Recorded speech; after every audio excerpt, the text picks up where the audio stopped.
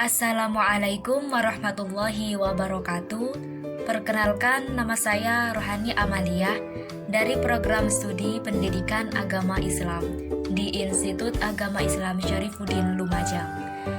Baik, di sini saya akan sedikit memaparkan tentang materi filsafat pendidikan Islam. Baik, di sini kita akan belajar tentang pengertian dan ruang lingkup filsafat pendidikan Islam, latar belakang munculnya filsafat pendidikan Islam, hubungan antara filsafat, manusia dan pendidikan, aliran progresivisme, aliran esensialisme, aliran perennialisme, dan aliran rekonstruksionalisme.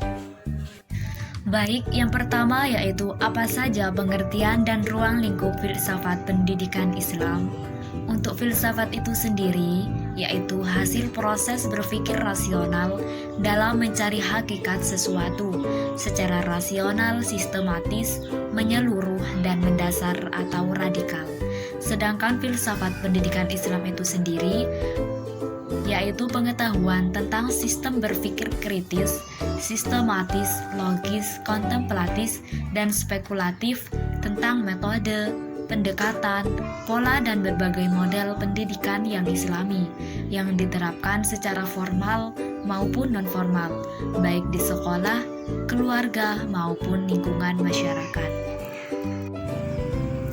Untuk ruang lingkup filsafat pendidikan Islam adalah pemikiran yang bersifat filosofis, yaitu pemikiran yang radikal, menyeluruh, rasional, sistematis, komprehensif mengenai masalah pendidikan yang berdasarkan pada ajaran Islam, Al-Quran, hadis, serta pendapat para filosofis Islam. Selanjutnya yaitu apa latar belakang munculnya filsafat pendidikan Islam. Hakikat manusia pada dasarnya adalah tidak terlepas dari akal, nafsu, dan hati. Ketiga hal inilah yang bersatu dalam ruh yang menginstruksikan jasad untuk melakukan sesuatu. Ketika nafsu tidak terkendali oleh hati, maka jiwa manusia akan mengarahkan kepada hal-hal yang tidak baik. Disinilah peran penting dari filsafat pendidikan Islam itu sendiri, yaitu untuk mengkonsep ide pendidikan yang bersumber dari wahyu ilahi dan hadis Rasulullah SAW. Lalu, apa hubungan antara filsafat, pendidikan, dan manusia? Hubungan antara filsafat, pendidikan, dan manusia, yaitu filsafat digunakan untuk mencari hakikat manusia, sehingga diketahui apa saja yang ada dalam diri manusia. Hasil kajian dalam filsafat tersebut oleh pendidikan dikembangkan dan dijadikannya potensi nyata berdasarkan esensi keberadaan manusia. Selanjutnya, aliran yang ada dalam filsafat pendidikan Islam. Yang pertama yaitu aliran progresivisme. Apa itu aliran progresivisme? Yaitu suatu aliran dalam filsafat pendidikan yang menghendaki adanya perubahan secara cepat.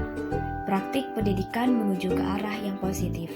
Dengan kata lain, pendidikan harus mampu membawa perubahan pada diri peserta didik menjadi pribadi yang tangguh dan mampu menghadapi berbagai persoalan serta dapat menyesuaikan diri dengan kehidupan sosial di masyarakat.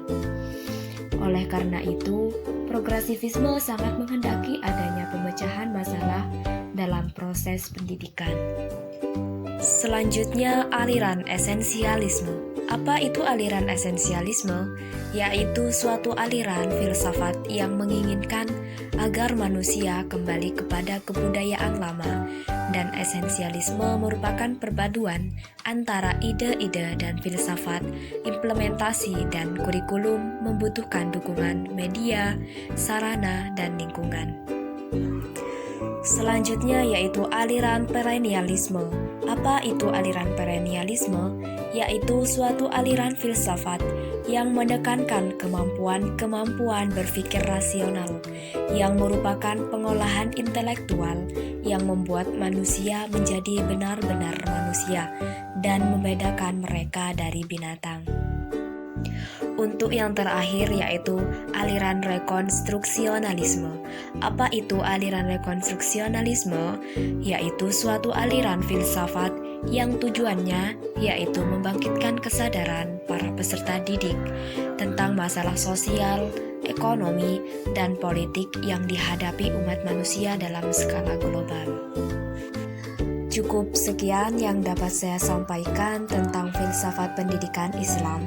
Kurang lebihnya, terima kasih. Wassalamualaikum warahmatullahi wabarakatuh.